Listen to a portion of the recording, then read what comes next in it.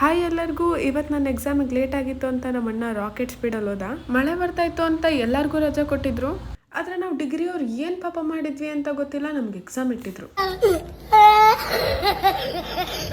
ಅವ್ರಿಗೆ ನಮ್ಮ ಮೇಲೆ ಕರುಣೆ ಯಾವಾಗ ಬರುತ್ತೆ ಅನ್ನೋದೇ ಗೊತ್ತಿಲ್ಲ.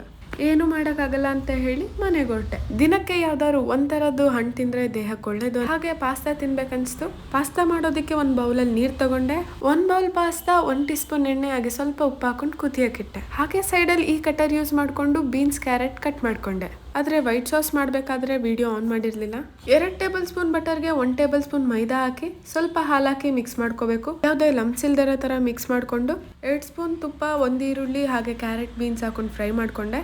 ಇದಕ್ಕೆ ರುಚಿಗೆ ತಕ್ಕಷ್ಟು ಉಪ್ಪು, ಸ್ವಲ್ಪ ಚಿಲ್ಲಿ ಪೌಡರ್, ಸ್ವಲ್ಪ ಗರಂ ಮಸಾಲ. ತರಕಾರಿ ಎಲ್ಲ ಫ್ರೈ ಆಗೋ ತನಕ ವೆಯ್ಟ್ ಮಾಡಿ ನಾವೇ ಪ್ರಿಪೇರ್ ಮಾಡ್ಕೊಂಡಿರೋ ವೈಟ್ ಸಾಸ್ ಹಾಕಿ ಜೊತೆಗೆ ಪಾಸ್ತಾ ಹಾಕಿ ಮಿಕ್ಸ್ ಮಾಡಿ ಬೇಕಿದ್ರೆ ಚಿಲ್ಲಿ ಫ್ಲೇಕ್ಸ್ ಅಥವಾ ಆರಿಗೆನೋನ ಮೇಲ್ಗಡೆ ಸ್ಪ್ರಿಂಕಲ್ ಮಾಡಿಕೊಂಡು ಸರ್ವ್ ಮಾಡಿದ್ರೆ ಬಿಸಿ ಬಿಸಿ ಪಾಸ್ತಾ ರೆಡಿಯಾಗಿತ್ತು. ತಿಂದು ಇವತ್ತಿನ ದಿನ ಮುಗಿಸ್ದೆ. ಬಾಯ್.